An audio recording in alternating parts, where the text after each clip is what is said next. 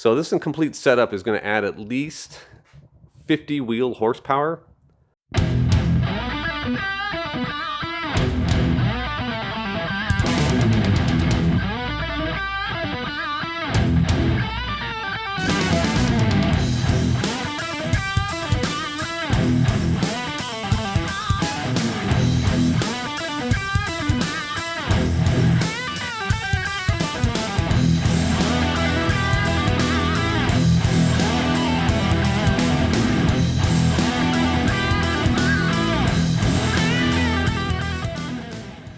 Guten Tag, everyone. It's your boy Bly here with IronCross-Racing, and today we're doing some car stuff.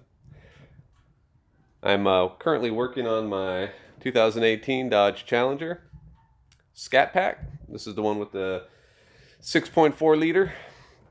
So today I'm working kind of on an easy modification. A lot of guys do with the Challengers, and that is, especially if you have the 6.4, and that's putting a Hellcat Lower Air Box in. So I'm going to be installing this Hellcat Lower Air Box.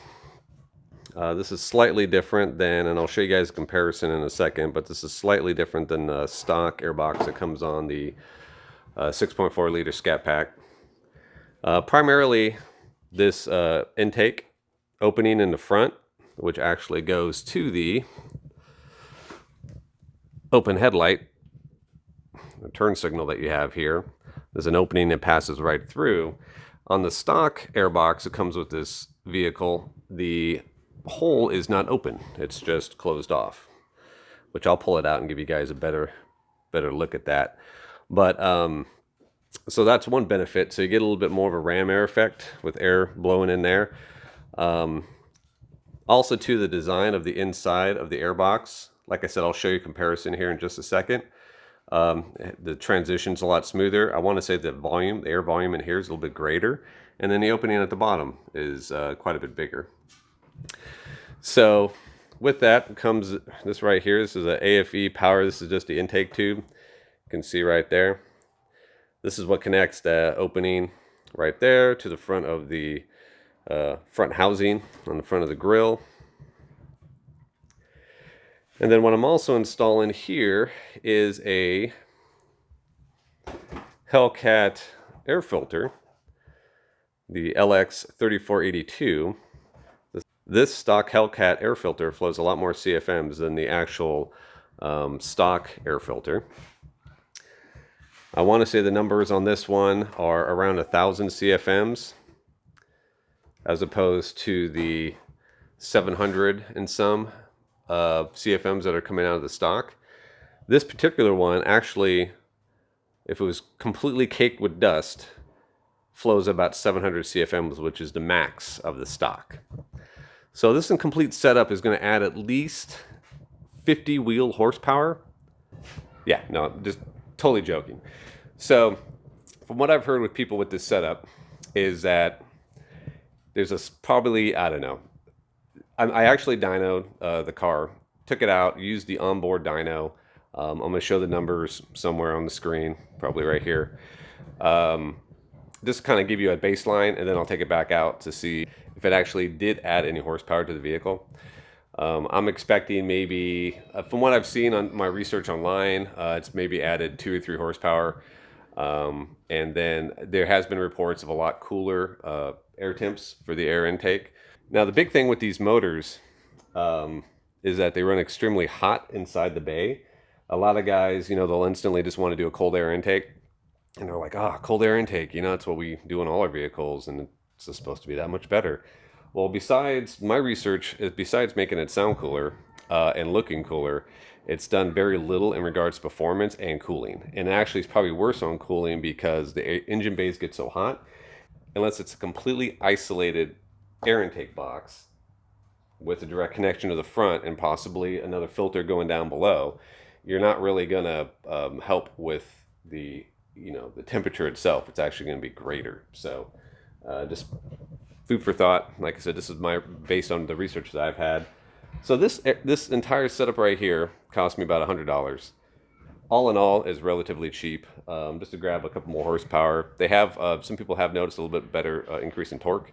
or, you know, throttle response. That could be just the seat of your pants dyno, but, you know, we'll see. I figured it'd be worth at least giving a shot, and we'll kind of go from there. Now, to get started with this replacing a lower air intake box, it's pretty straightforward. Just using an 8mm socket. Gonna go ahead and just take off the top of the airbox, so kind of move it out of the way. And then there's a couple more additional bolts I will need, and then the unit just comes right out. On a scale of 1 to 10, I would probably give this swap out a 1.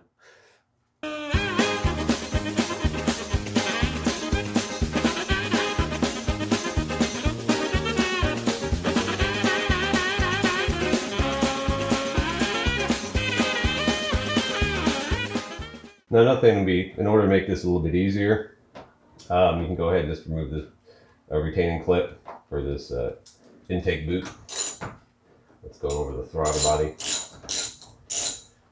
And that's just going to help. I'm just going to do that because I'm actually thinking about taking this whole box off, just to make it so we can get in here a little bit easier.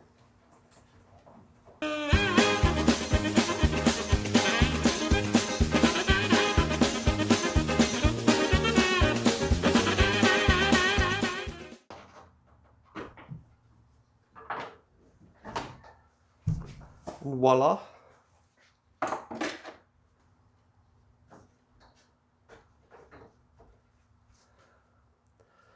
Here's a stock air filter. As you can see, max airflow on this is 731 CFMs. And only 478 CFMs when it's fully dust capacity. Now, the other one's not printed on the actual air filter, but on the website that I went and looked at, it's running around 1,000 and some change CFM max airflow and about 700 and some change with full dust capacity. So now we'll go ahead and remove the retaining bolts, one of which being right there.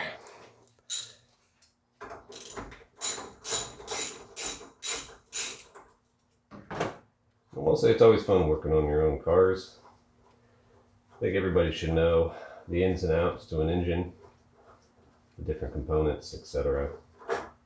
I've seen so many people get screwed.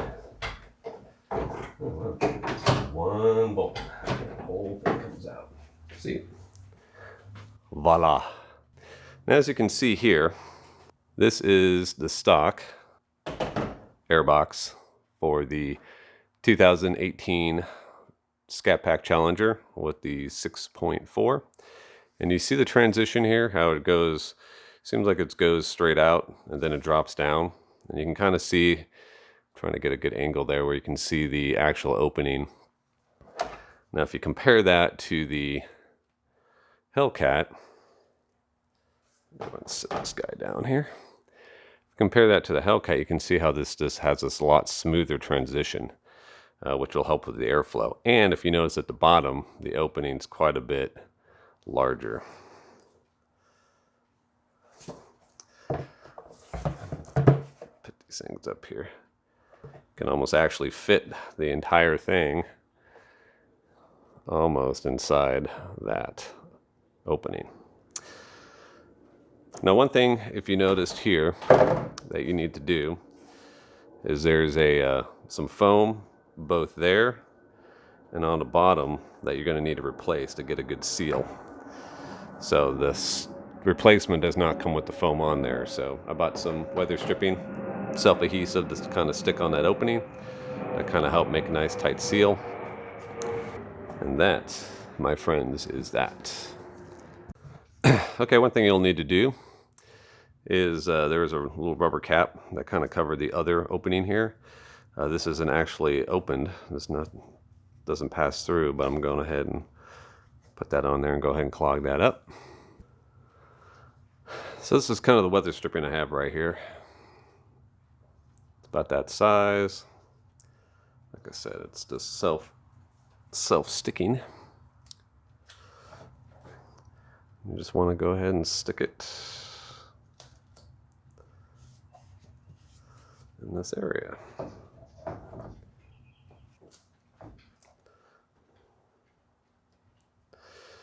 I'm sure this is just to prevent rubbing down below. Since it's fitting in, yeah, you can kind of see down there, right in this area, right there, it's to kind of keep it rubbing against the fender.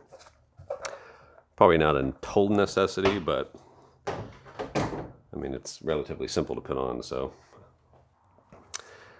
I'd say one of the hardest things about this install thus far was just getting the molding on. Just have to do, if you're using this wider molding, you just have to make a few strategic cuts to kind of get it to wrap around, so you can make sure to get nice good coverage. Once you stick it on, all the edges will kind of fold over and it should fit nicely. Now, another area you're going to want to put some foam is around this intake tube that leads to the front of the car. You're just going to want to pretty much put the foam around the outside edge and have it stick on it. Now make sure you clean this area as well as all the areas that you're sticking the foam, so that way it gets a nice good seal. Because the way this intake tube comes from the intake, pretty much just kind of fits over there. From what I can tell about the orientation, this notch right here, according to the airbox, is going to be facing up, so it's pretty much going to be fitting in there just like that. But as you can see, there's a little bit of play. So by putting that foam around there, you're just going to, oops, there you go. So you can see this play. So by putting that foam around there, you're going to kind of get that nice airtight seal, which will help both keep the heat out as well as make sure all that fresh air gets into the engine. Okay, so let's go ahead and get this put back together. So you take the stock box, this will kind of orientate it. With everything kind of removed, especially with getting that top cover out of the way, it makes it a lot easier to kind of get it in there. That's what she said!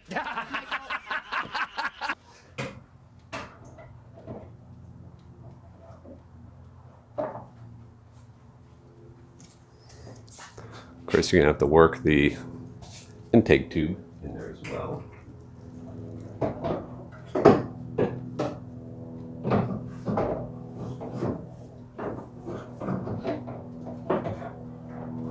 Took a little bit just to kind of finagle. Looks like this, we had to kind of get this tube on first. And then once you got this kind of out of the way, you kind of push the lower intake box back a little bit, and that gives you enough clearance to kind of get it into the hole right there. And then of course it kind of clicks in. And just before I push it in there, I just want to make sure I get it all the way down. Make sure we got a good seal at the bottom. Okay, folks, this is with the box installed. One thing I'm doing now is just one other component that needs to be added is this little grommet that kind of goes in this slot.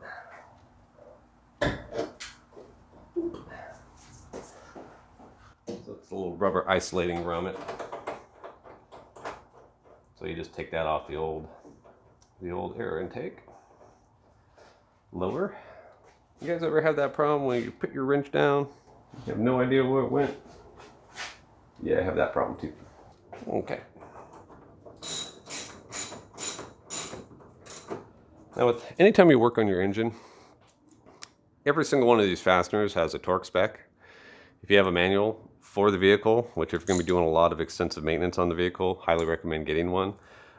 Always make sure that you're referring to the manual for torque specs. But I kind of know how much torque I need to be putting down on certain things. We're talking about just a retaining clip for air intake box. I'm not overly concerned. If we're talking about lug nuts on wheels or engine components, heads, exhaust manifolds, all that other kind of stuff, of course I'd be speccing it out or torquing it out to the right spec. Okay, let's get to the air filter. So here is the stock filter, and here is the Hellcat filter. You can see they almost look almost identical. One thing I noticed difference is this one's got some glue on the back, and this one does not. And that's about the only thing I've seen different with these two. It's even got these little ridges on the top of them. Now, like I said, for whatever reason, some of these are coming with the actual CFM specs on them, and some are not. This particular one does not, but like I said, I did go to the website of the manufacturer, and I verified that this is the one for the Hellcat, specifically designed by this manufacturer for the Hellcat, and that's where I got the specs on the CFMs.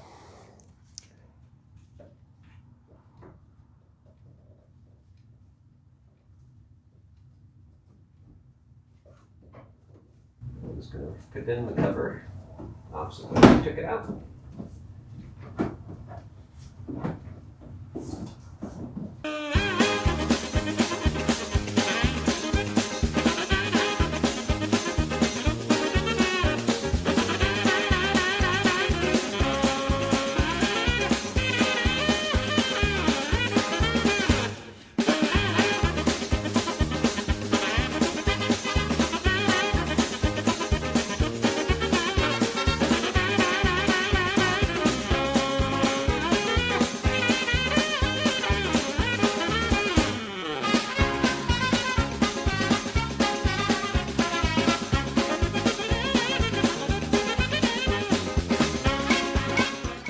So that was that. I'm going to go ahead and take this back out, do the same dyno test, which is ultimately I'm just doing a second gear pull all the way up to redline, just to see what the max horsepower and torque specs are.